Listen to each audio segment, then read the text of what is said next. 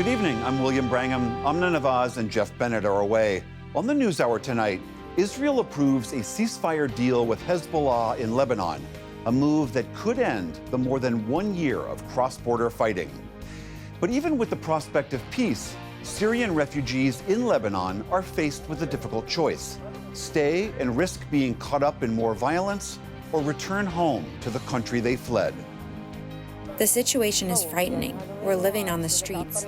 Look at my baby boy. He's sick here on the bare ground in the open without a shelter over his head. And President-elect Donald Trump threatens major tariffs on Mexico, Canada, and China. The ramifications that could have on businesses and on prices for everyday Americans.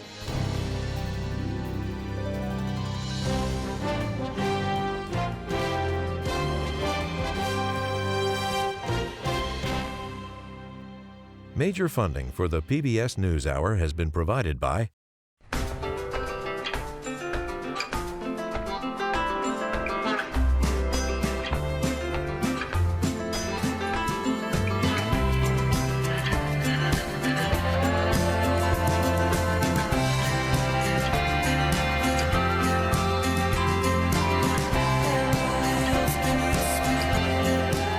moving our economy for 160 years.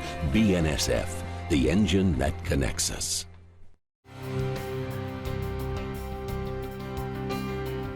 the ongoing support of these individuals and institutions, and friends of the NewsHour, including Kathy and Paul Anderson, and Camilla and George Smith. The John S. and James L. Knight Foundation, fostering informed and engaged communities. More at kf.org.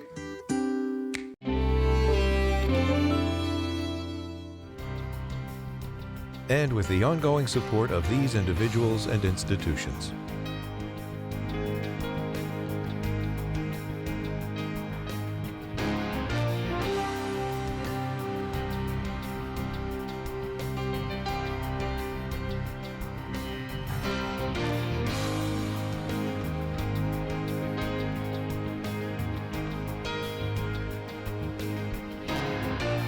This program was made possible by the Corporation for Public Broadcasting and by contributions to your PBS station from viewers like you. Thank you. Welcome to the NewsHour. For the first time in nearly 14 months, the guns along the Israel-Lebanon border are set to fall silent early tomorrow morning. The Israeli Security Cabinet approved the ceasefire by a 10-1 vote. Lebanon's government says it will ensure Hezbollah abides by the deal. And at the White House, President Biden said the U.S. will monitor the ceasefire. Nick Schifrin is here with more. Nick? William, in those nearly 14 months, Lebanon says more than 3,500 Lebanese have been killed, close to 1 million displaced, nearly 1/5 of the country. Israel says more than 70 have been killed and more than 60,000 fled their homes since Hezbollah opened fire on October the 8th. Today's ceasefire requires that within 60 days, Hezbollah and Israel stop all attacks. Israeli troops leave Lebanon in phases. Hezbollah move fighters and weapons north of the Litani River. Lebanese armed forces return to Lebanon's borders, eventually numbering 10,000. And the U.S. will chair a mechanism to monitor and judge violations. This afternoon, President Biden portrayed the deal as lasting. Effective at 4 a.m. tomorrow local time, the fighting across the Lebanese-Israeli border will end. Will end. This is designed to be a permanent cessation of hostilities. What is left of Hezbollah and other terrorist organizations will not be allowed. Israeli Prime Minister Benjamin Netanyahu said if Hezbollah did not live up to the agreement, Israel maintained the right to act. The length of the ceasefire depends on what happens in Lebanon. In full cooperation with the United States, we retain complete military freedom of action. Should Hezbollah violate the agreement or attempt to rearm, we will strike. And before the announcement, Israel pounded Lebanon with a wave of airstrikes, including this one that hit a residential building in central Beirut.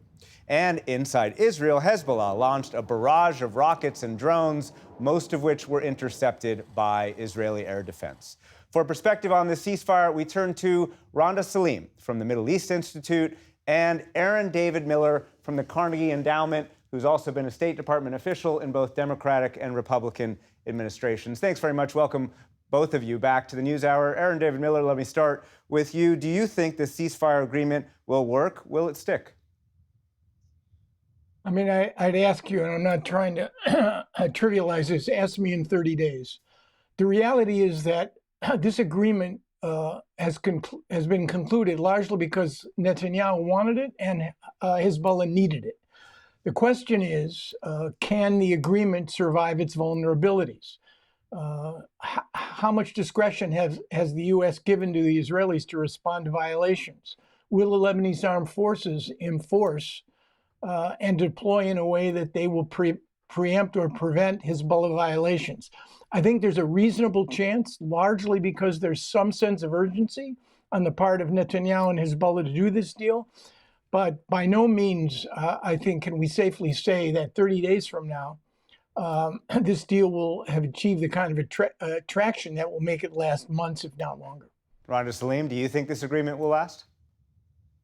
I totally agree with Aaron that it's going to encounter severe challenges in the next 60 days, but also both sides, Israel and Hezbollah, for their own reasons, want this agreement. And like in 2006, the Israelis were the ones who basically pushed for 1701.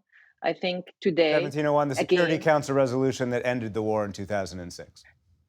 Exactly. Today, again, I think it's the Israelis that are pushing for this because they have realized that the military option has exhausted its usefulness in terms of achieving their objective of returning the 70,000 plus Israeli citizens to the north.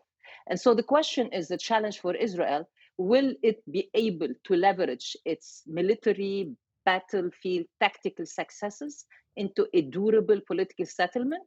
And the challenge for Hezbollah and for Lebanon is what to do with Hezbollah weapons and with Hezbollah force once they move north of the Litani River. Let me zoom into one of the main differences between this agreement and the agreement that ended that war that Rhonda Salim just mentioned in 2006, enshrined by Security Council 1701, is a U.S. chaired mechanism. That is a new feature of this agreement, a mechanism chaired by the United States that will both judge and monitor any kind of violations. Aaron David Miller, let me start with you. How important is it, and will it work?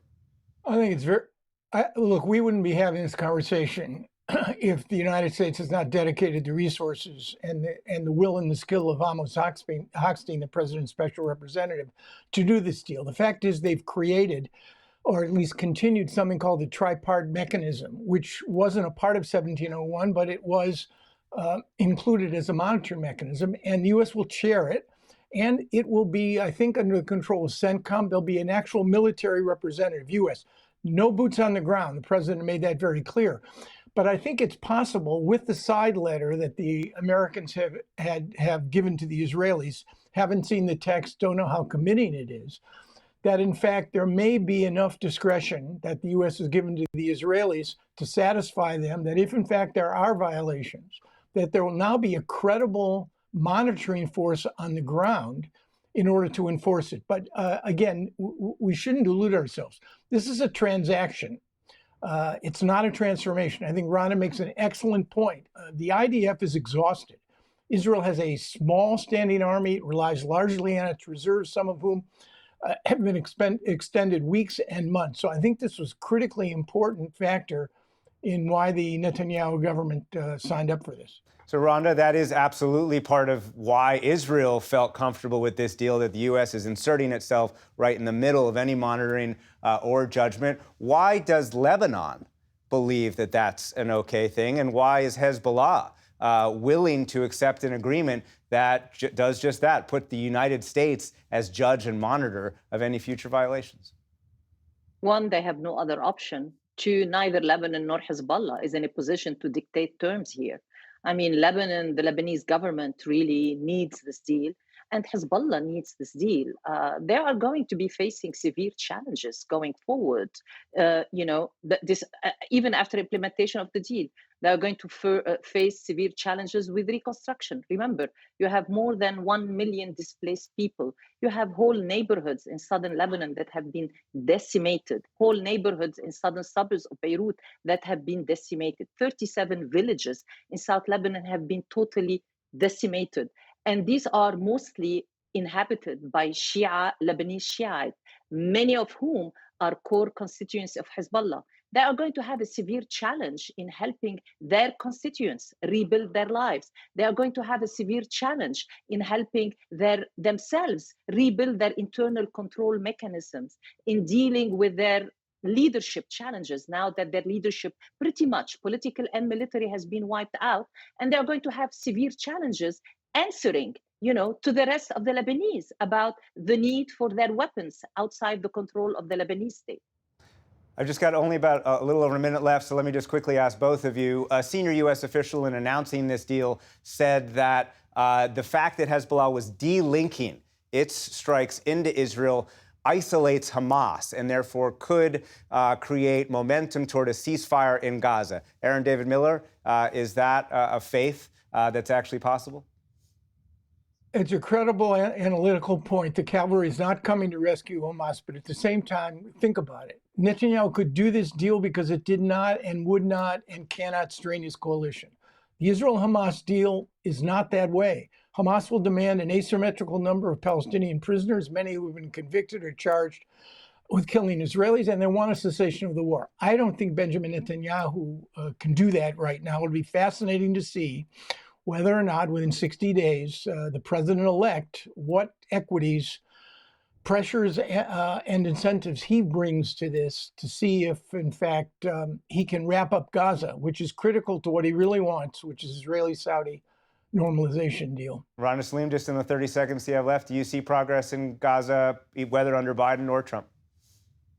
Hamas has one strong trump card in order to extract concessions from Israel, and these are the Israeli hostages. I don't think Prime Minister Netanyahu is ready to give them the concessions they need in return for this trump card.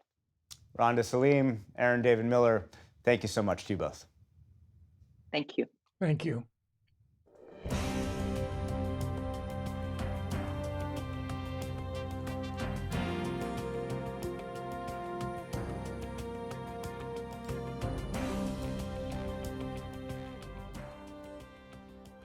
The day's other news begins in Italy, where the group of 7 foreign ministers renewed their, quote, unwavering support for Ukraine. Their joint statement comes at the end of 2 days of talks and less than 2 months before President-elect Trump is set to take office. He has promised to reevaluate America's support for Ukraine. For his part, U.S. Secretary of State Antony Blinken pledged to rush U.S. aid to Kyiv as the Biden administration nears its final stretch. The U.S. is continuing to surge security assistance to bolster Ukraine's defenses in the east and to respond to the escalation by Russia. We're determined that Ukraine has the money, the munitions, and mobilized forces to fight effectively in 2025 or to negotiate, but from a position of strength. Meantime, both Russia and Ukraine have escalated their aerial attacks. Ukraine says that Russia launched 188 drones on targets across the country in a nighttime barrage. That's a record for the most in a single attack, though most were intercepted and no injuries have been reported.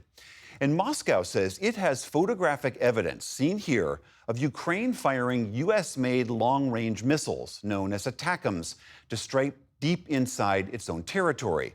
Russia says it is preparing to retaliate.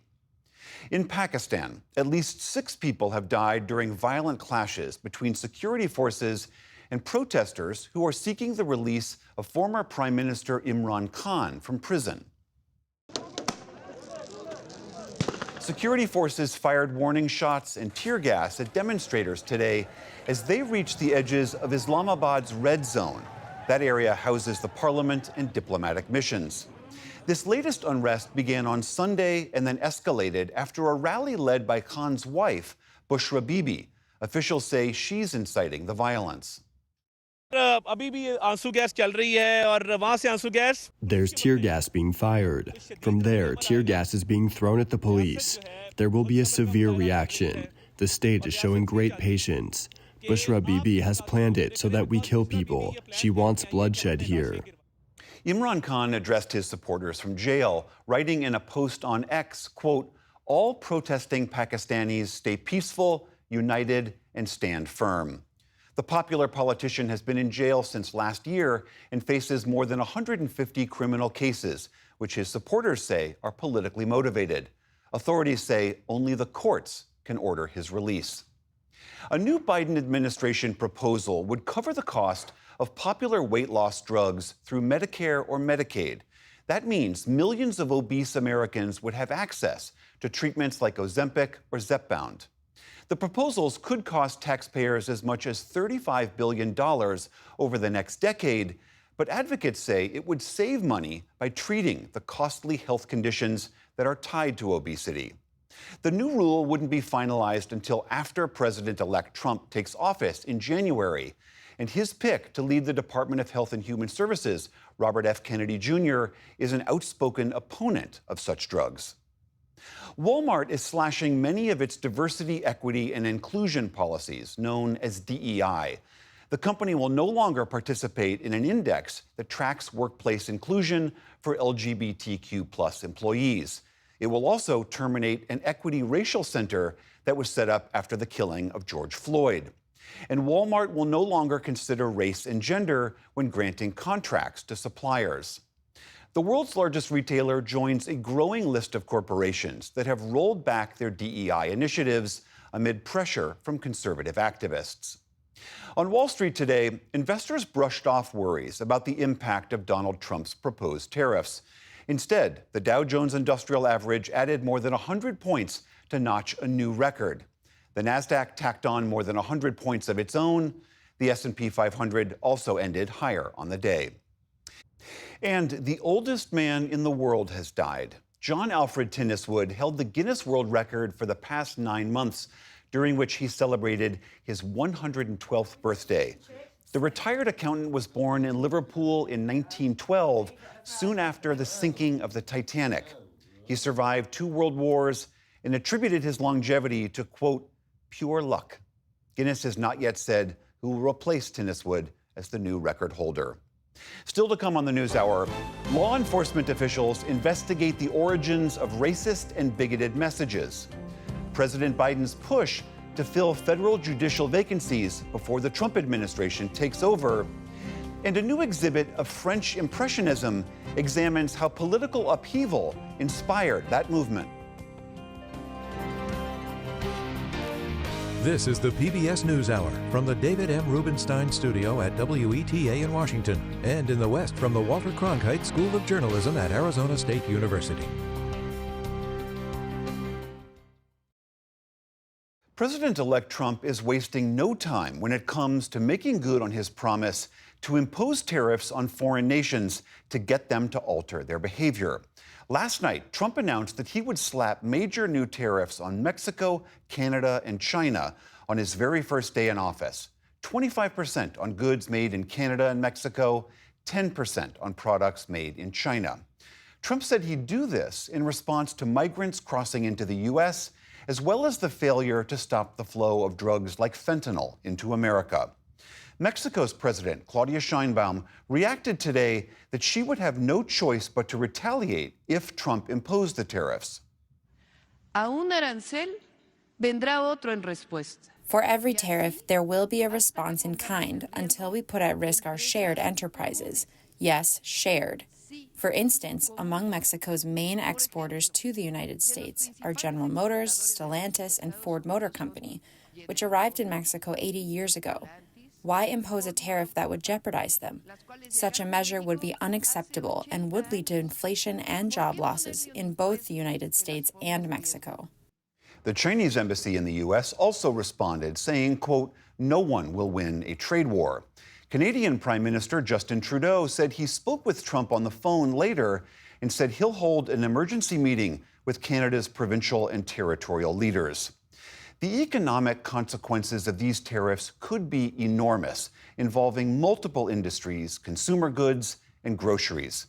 Put together, last year, China, Mexico, and Canada bought more than $1 trillion worth of U.S. exports, and they sold nearly $1.5 trillion worth of goods and services to the U.S. So to help us understand more about what's happening, we are joined by economist Mary Lovely. She's a senior fellow at the Peterson Institute for International Economics. Mary, thank you so much for being here. We should say that we do not know if Trump is going to go through with this threat as he stated it. But let's say he does, for the sake of conversation. Mexico, Canada, and China are enormous trading partners of ours. If these tariffs get slapped on, what does that mean for businesses and consumers? Yeah, it's great to be here with you, William. I think in a word, what it means is nothing good. So these three trading partners are about 1/3 of all our exports and imports. So it's an enormous part of the business that we do. And clearly, if he goes ahead and puts these tariffs on these imports, we are going to see a number of important ramifications. First, for businesses and for consumers. For businesses, obviously, higher costs, supply chain disruptions, and possibly the movement of investment out of the United States or away from the United States. For consumers, higher prices at the cash register, and as we've shown in previous work, a burden that will fall more heavily on the poor and the middle class. So really nothing good coming out of these tariffs. Which industries, products, kinds of things in particular would these fall most heavily? Well, it depends. If you look at Canada, we're going to be looking at crude oil, because President-elect Trump hasn't said if he's going to have any carve-outs, lumber, aluminum, even uranium. But of course, we always have to put at the top of the list autos. The North American automobile industry, Canada, US, Mexico, is fully integrated. Some vehicles cross the border more than 7 times before they get onto the auto lot, dealer's lot. So that tells you something about how integrated these production processes are and how truly disruptive a 25% tariff would be.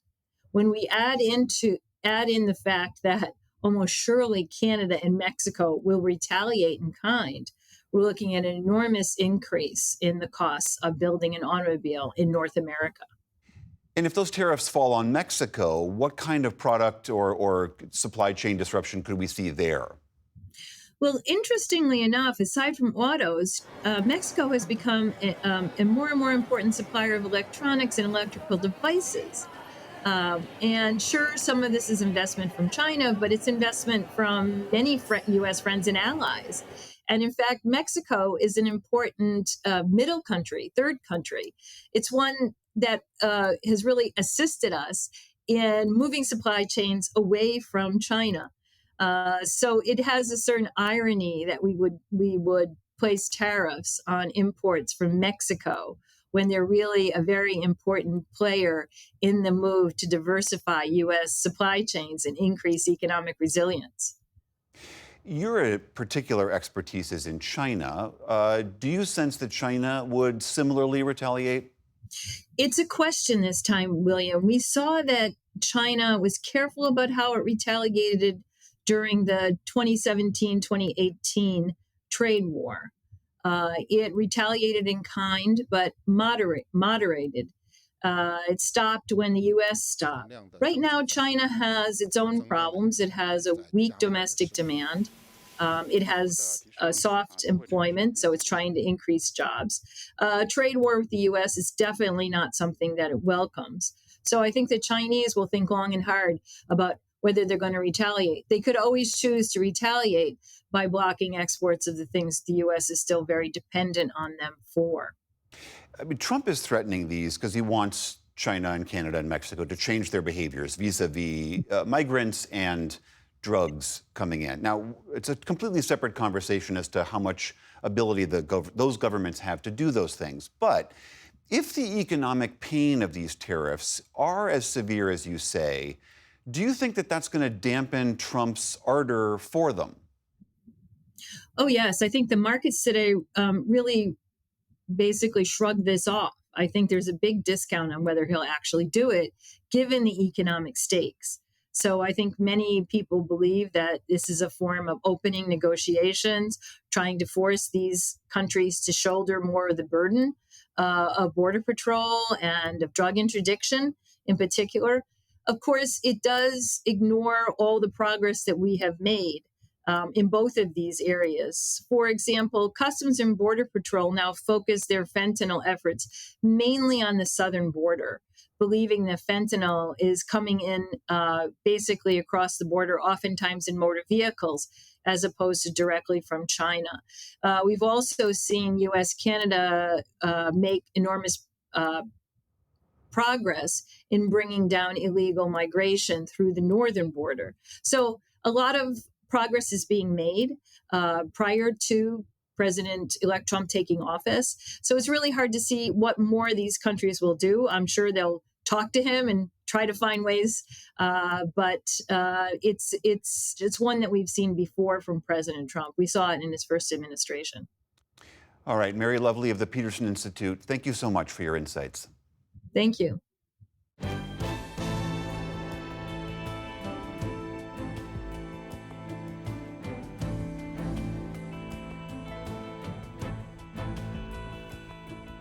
After the presidential election, there was a spike in incidents involving neo-Nazi marches and racist and hateful messages sent online, stoking fear for people in a number of states across the country.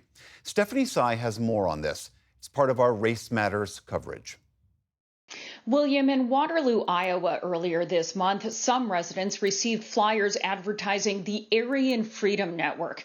That same week in Michigan, men waved Nazi flags outside a community theater production of The Diary of Anne Frank. Days later, in Columbus, Ohio, a small group of neo-Nazi men carried swastika flags. And since the election, Black, Latino, and LGBTQ Americans in at least 25 states, including kids and teens, have been subjected to racist text messages. The messages told recipients to report to a plantation to pick cotton. Destiny Lagrone, a New Yorker, was one of the recipients of those texts. I truly felt fearful because this was the day after the election.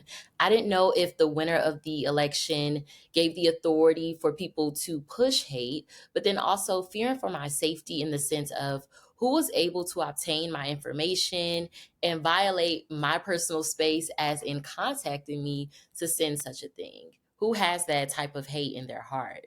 For more on these incidents and what can be done, I'm joined by Margaret Huang, President and CEO of the Southern Poverty Law Center, an organization that monitors hate and extremism in the U.S. Margaret, thank you so much for joining the NewsHour. As you know, the FBI is investigating those texts, but as of now, we have no clearer sense of who sent them. Based on the content, Margaret, what do you make of these mass texts, and what is the intention behind them? It's really clear to us that hate and extremist groups are using the election of Donald Trump as an encouragement to cause fear and anxiety in communities of color, in religious communities, and in the LGBTQ community. Because of his use of racist, sexist, and other discriminatory rhetoric on the campaign trail, he's essentially encouraged his followers to spew hateful rhetoric, and he's emboldened them to embrace this hateful ideology. You know, even if Trump has stirred up feelings of racial animus, he also saw gains, as you know, in this election among Latinos and African Americans. With the second Trump term, do you expect that there will be more or less tolerance for this kind of hate speech? I think that many people who supported the president-elect did so because they share his rhetoric and ideology, but many other people did not. Many people voted for him for economic reasons because they're frustrated by the economic situation of the country, and they wanted a change from what they were experiencing over the last few years. That is not a mandate to embrace racial hatred or misogyny. And I believe, in fact, that as we move forward with the incoming administration, more and more people are going to reject that rhetoric and call for a change. These mass text messages that were sent out, that seems unprecedented. And we were hearing of middle schoolers who received these texts. What can be done about that? So we actually spoke with students from across the country, including students from the University of Alabama, Troy University, University of West Georgia, and Alabama State. We also spoke with a 13-year-old in DeKalb County, Georgia, and a 14-year-old in Rockdale County. It is very clear to us that the texts have been collected and sold by first from an international company to a domestic company, and then we've been unable to trace those texts, who purchased the text from that U.S. company subsequently. We think that internet companies that do this mass text service need better regulations to ensure that they can report who is using those numbers they've purchased for these kinds of activities. And the FBI is currently investigating this trail of who purchased the text. Separately, white supremacist incidents like the ones we just described have been rising for the last 18 months. What would you attribute that to? I think, again, so much of that was heard on the campaign trail from the candidate Trump himself. I think that's what spurs so many other people to feel emboldened to embrace that rhetoric. And I think we're going to see more of it for a time, particularly as Trump nominates people for senior level positions in his administration who also echo that hateful rhetoric. We're going to see more and more people openly embracing it. But I will also note those incidents that you mentioned, Stephanie, where there were people marching or flyering. So far, those people have not sought to be identified. They don't have the courage to identify with that rhetoric. They just want to cause the fear that such activities usually spur. And so it's important for people to stand proud in their communities and to reject this hateful rhetoric. In this country, hate speech, including the display of swastikas, Nazi symbols, are all protected by the First Amendment. What laws do come into play based on the incidents we've described? There has been violence. And of course, on the campaign trail, there were also incidences of violence. I think that is, in fact, the intention of these organizations. They hope that this rhetoric and these hateful acts will actually encourage individuals to take action. And that's why it's so important for us to focus on prevention and to speak out against hateful rhetoric whenever we can. We need leaders in communities across the country, whether they're political, whether they're religious, whether they're community leaders, to speak out against hateful rhetoric and to reject any kind of that intolerance in their communities. Margaret Huang with the Southern Poverty Law Center in Montgomery, Alabama.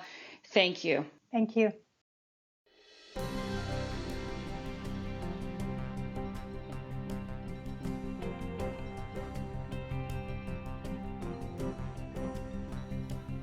In the final weeks of this Congress, Democrats are making a last-minute push to confirm a number of President Biden's judicial nominees. Our White House correspondent Laura Barone Lopez has more. President Joe Biden has appointed 221 federal judges during his time in office. But with several outstanding appointments, Democratic Party leaders are racing against the clock to secure confirmations that could shape the judiciary for decades. To understand the impact of these appointments, I'm joined by Stephen Vladeck, law professor at Georgetown University. Professor Vladeck, thank you so much for joining us. Senate Democrats are trying to confirm as many of President Biden's judicial nominees as possible before the end of this year, before the end of the 118th Congress. Where do things stand right now? Where we are right now, basically, is that Senate Democrats and Senate Republicans have basically entered into a deal where the Senate Republicans have largely acquiesced in at least procedural maneuvers that will allow for President Biden to fill most of the outstanding district court vacancies that are still out there. So this is the lowest level in the federal court system, in exchange for which Senate Democrats have been agreed to drop 4 circuit court nominees, so 4 judges who would have served on the intermediate federal courts. And the idea here was that, at least 2 of those 4 circuit court nominees might not have had majority support from the Democrats in the first place. The other 2 would have taken up a lot of procedural time that might have gotten in the way of confirming the rest of President Biden's nominees to the trial courts. How could giving up those 4 nominees that you just mentioned have an impact on the federal judicial system overall, especially at the appellate level? We talk a lot, of course, about the Supreme Court. We don't talk enough about the lower federal courts. There are 13 federal courts of appeals. Some of them have as few as 6 judges on them. These nominees can be the difference between whether that court has a majority of Democratic appointees, a majority of Republican appointees. And so I think, one of the questions that we're going to have to watch is whether for each of those 4 vacancies, are we going to see any effort from the judges who are creating the vacancies to potentially actually postpone their retirement and stay on the job until maybe there's another Democratic president at some point in the future? Or are all 4 of those seats now going to be open to be filled by President Trump and the Republican-controlled Senate come January? I don't think we fully know yet how that's going to play out. We should note that during the lame duck session when Donald Trump was in his first term, the Senate confirmed 14 federal judges, and the president elects 234 judicial appointments during his first term had a huge impact on a number of issues from abortion access to immigration and student loans. Why are these appointments such an important part of a president's legacy? Judicial appointments are often the thing that lives on the longest after a president has left office. I mean, just recently we had the last judicial appointee by President Carter leave the bench. President Carter hasn't been president for 43 years. So, it's always been this way. I mean, John Adams' most probably signature accomplishment as president was appointing Chief Justice John Marshall, who would serve until 1835, 34 years after Adams' presidency. When a president gets so many nominees, as President Trump did, as President Biden has, you really get to a point where they can almost single-handedly transform, if not the entire federal judiciary, then at least entire lower federal courts. This has massive long-term effects that go well beyond just an individual president's substantive policies. Looking ahead, how do you see federal judges playing a role during Donald Trump's second administration, given that impact that you're talking about? For better or for worse, come January 20th, when President Trump is sworn into office, he's going to have, Republican control in both chambers of Congress. The margin of Republican control in the Senate is going to be such that he won't have the same constraints that he faced in his first term from the likes of Senator John McCain. And so I think that's going to put that much more pressure on courts, whether the judges were appointed by President Trump or appointed by President Biden or somebody else, to be that bulwark, to actually be the last line of defense for those contexts in which President Trump and or his appointees in the Defense Department, the Justice Department, are pushing the envelope. Part of why we have courts, even though the judges are picked by presidents, is the idea that because these judges can serve for so long, because they can stay on the court, no matter what the president who appointed them thinks of them, they have this independence that at least theoretically allows them to stand up, even to the president who appointed them. Whether that's going to happen with a second-term President Trump obviously remains to be seen, but at least that's the idea. Professor Vladeck, I want to ask you about some recent news by Special Counsel Jack Smith to dismiss both the election interference and the classified documents case against President-elect Donald Trump, citing the DOJ's policy that it's unconstitutional to prosecute a sitting president. What precedent does this decision set for politics potentially being used to beat the legal system? The problem is that in the alternative world in which this case went forward, you'd have the very awkward position of President Trump being prosecuted by his own Justice Department, by officials who, in theory, answer directly to him. So I think this was, in some respects, a practical inevitability that once President Trump comes to office, obviously this case was going away. Now it can end on the special counsel's terms as opposed to President Trump's terms. But I think there's a much deeper problem here, which is how we got to this point in the first place. And just if we look back, I think it's going to end up being incredibly fateful that in January of 2021, the Senate didn't have the votes to convict President Trump in his second impeachment trial, even though it had 7 Republican senators who were willing to cross the aisle and vote against President Trump. That was a remarkable, to me, missed opportunity. And I think one of the questions going into President Trump's second term is just how much of a missed opportunity is that going to turn out to be. Some of that, I think, is going to depend not just on how President Trump handles his second term, but on exactly what we've been talking about, the extent to which the courts are both willing and able to stand up to a President Trump if he tries to cross the lines again. Professor Stephen Vladeck, thank you for your time. Thank you.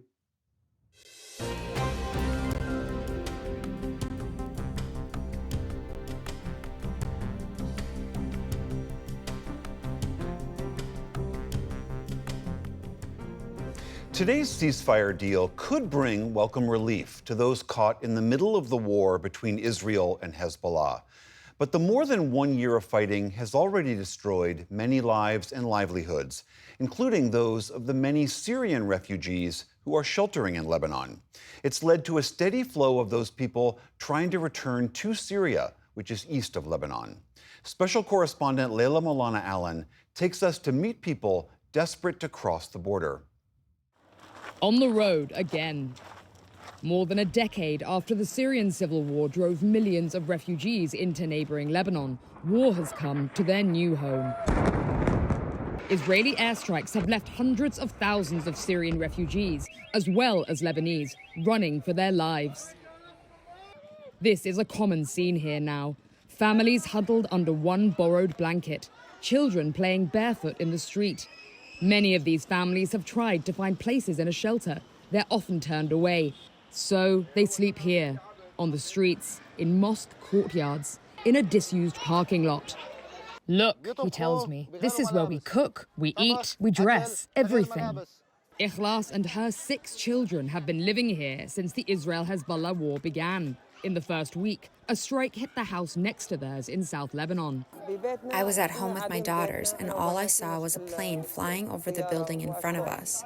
In seconds, it became fragments. Some fell onto our balcony. They fled north to Saida that night. They escaped with their lives, but little else. The situation is frightening. We're living on the streets. Look at my baby boy. He's sick here on the bare ground, in the open, without a shelter over his head. A young mother with a large family to feed and keep warm. And a bitter winter is just beginning. Ikhlas says she's mentally and physically exhausted and doesn't know how long she can keep living like this. Our hearts are burning with fury. I lie awake all night. Look at these girls. They haven't had a moment of real childhood. Our future is lost. Many of these refugees have spent years building new lives for themselves, finding casual work in the fields, saving up to pay rent rather than living in a makeshift tent, forming new communities. That's all gone now. The Masnaa border in Lebanon's Bekaa Valley is the main crossing point for most of the hundreds of thousands of Syrians who fled here. Now they're moving the other way. Nearly 500,000 have crossed since the war started. Some men, knowing they won't find work on the other side, are sending their families back while they stay on, braving the bombs to earn a living. Abir is suddenly all alone. Her 4 small children cling nervously to her dress as she tries to carry the few bags she could manage, packed in panic from a whole home of belongings. I left everything behind. I left my husband behind too, and I don't know what might happen to him. It's not safe in Syria either, but we don't know where else to go. This isn't the first time she's made such a journey, but last time at least she knew her destination was safe. She's been here since the start of the Syrian civil war. Her children have never seen Homs, the devastated Syrian city she's from. But now it's their home in Beirut suburbs being targeted. The family barely got out alive before their house was hit. Everything is gone. War is everywhere. Here in Syria too. Our life is in ruins. I don't know if we'll even reach Syria or if they'll let us in. I swear to you, we are so exhausted from constantly moving from one place to another. Will it ever end? Even as they flee, the threat of the bombs follows them. This crossing was blasted open by a huge airstrike, which Israel says was targeting tunnels used for smuggling. But it's the only way back for most, so climbing through the rubble on foot, still they come. People used to be able to drive across the border here, but since the airstrike hit, they're now having to navigate this massive crater in the middle of the road, trying to carry everything that they have. Officially, Israel hasn't bombed anyone here because we're in no man's land. No one except the hundreds of people fleeing for their lives. These desperate people don't know what they'll find when they get to the Syrian side of the border, whether they'll be allowed in, whether they'll be immediately arrested by the regime. Some are trying to cut north up to rebel-held territory in Idlib and West Aleppo without being caught. A few families have made it up to this besieged enclave of 4 million people. Derham's family walked all the way. They made it, but spent all their meager savings in the process. We spent 7 days on the streets and walked around 200 miles. We're left with nothing now. We don't even have water to drink. Little Maher misses his life in Lebanon. He was born there. For him, it's home. We were happy in Beirut. I used to go to school, and I was so happy. Derham's family and hundreds like them now face immense hardship in return for a tiny measure more of safety. In recent weeks, the Assad government has once again stepped up its shelling and airstrikes on communities here. But some never got the chance to make that trade. Fatma and Ismail Barakat fled the war in Homs a decade ago and settled deep in Lebanon's southern farmlands, where they married, found work, and had their 4 little girls. A month ago, everything changed. We were having breakfast with my father-in-law and brother-in-law, and then I don't remember anything. The next day, I found myself at the hospital, in pain, and I couldn't see. Their entire house was brought down by an Israeli airstrike. Fatma and 5-year-old Noor were severely injured. Noor lies silent, staring at her mother. They both still have several surgeries to endure. I haven't seen my other daughters as well. I miss them and I am longing to see them. But Fatma won't see her little girls again. 8-year-old Kamar, 3-year-old Asinel, and 6-month-old Salha all died under the rubble of their home. Ismail can't face telling Fatma the truth. He fears she'll die of a broken heart. I was just out buying bread for breakfast when the airstrike hit the building. I ran home only to find them lying on the ground, my 3 little girls, all dead. Please tell me what to do. I lost them. Little Salha was only just born. Her mother was still breastfeeding her. She's gone. Ismail and Fatma's story is that of so many here. They came for safety. They suffered as outcasts. Now, they face the same fate as if they'd stayed in Syria, a decade delayed. We fled Syria to seek safety from that war, so I could secure a better life for my family. Hope. What's hope? I lost my father, my brother, my kids. I lost hope in everything. Hopeless, homeless. After surviving so much, Lebanon's Syrian refugees see only despair ahead. For the PBS NewsHour, I'm Layla Milana Allen in Saida, Lebanon.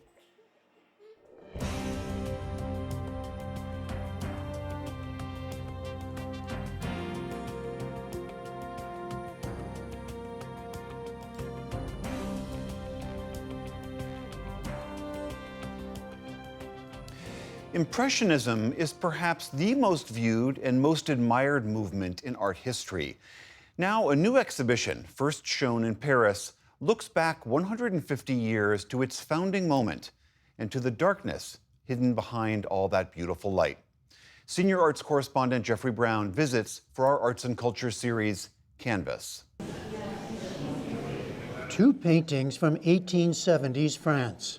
A dramatic historical scene, honored as one of the greatest works of its time. And something quite different, an everyday harbor view at sunrise by Claude Monet that would become one of the most important works of all time. Placed side by side as both greeting to the exhibition and provocation.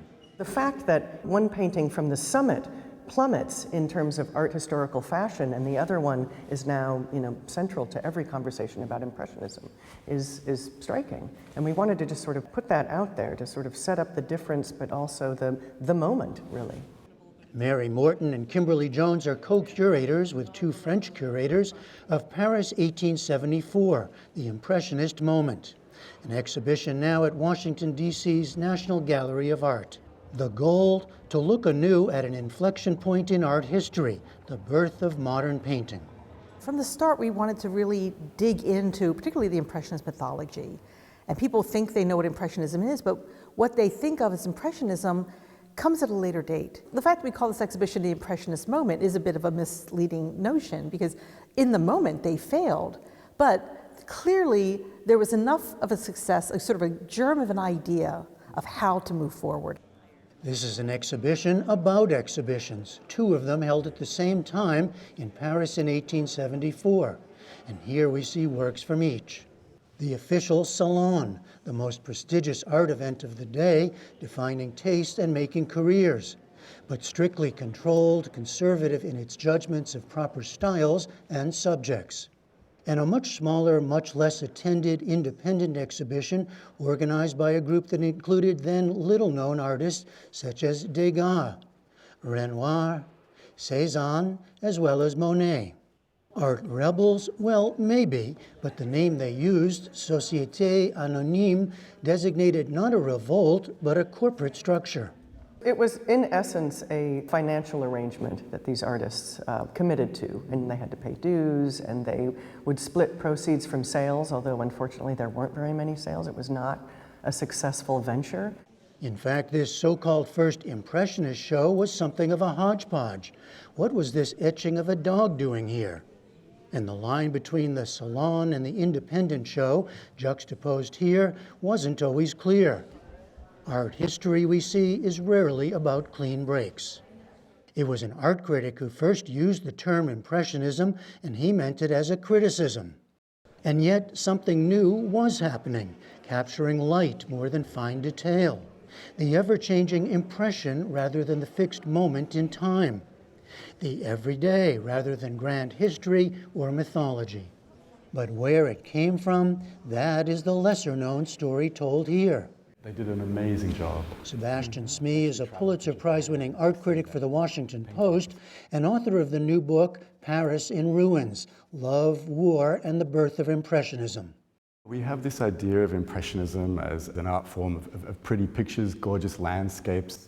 Which they are. They are indeed, they really are. They're beautiful paintings, and this feeling of tremendous serenity and sunlight and almost pleasure and joy that comes off them.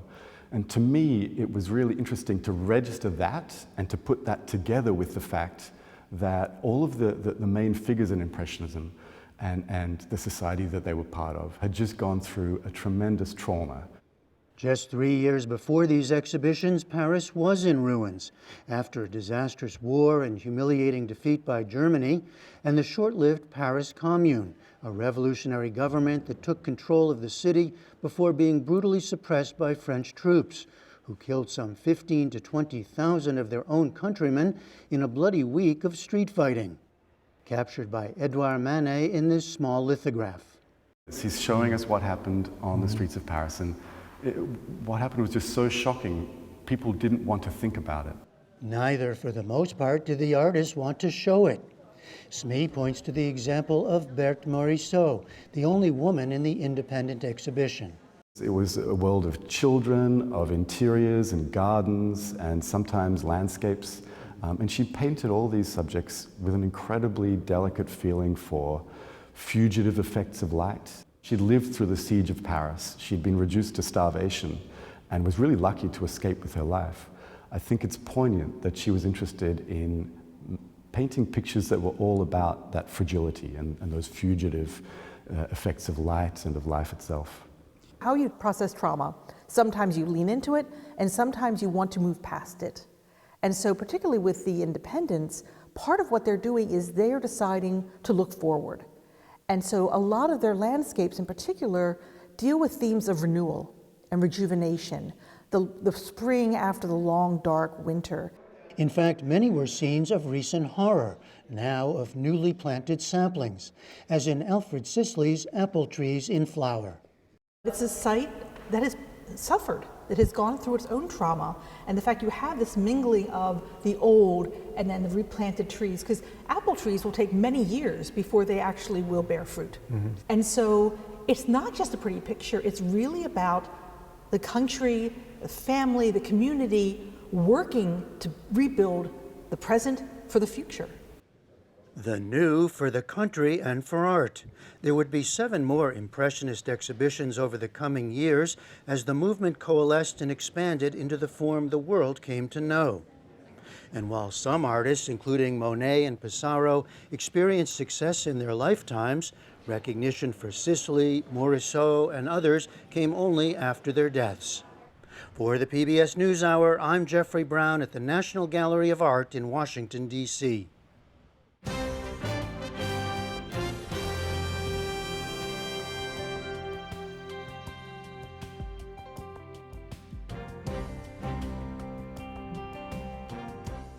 And that is the NewsHour for tonight. I'm William Brangham. On behalf of the entire NewsHour team, thank you so much for joining us. Major funding for the PBS NewsHour has been provided by... In 1995, 2 friends set out to make wireless coverage accessible to all. With no long-term contracts, nationwide coverage, and 100% U.S.-based customer support.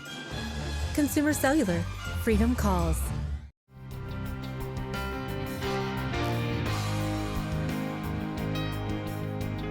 Carnegie Corporation of New York, working to reduce political polarization through philanthropic support for education, democracy, and peace. More information at carnegie.org. And with the ongoing support of these institutions.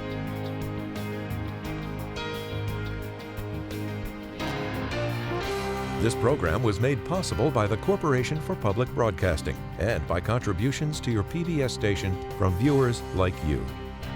Thank you.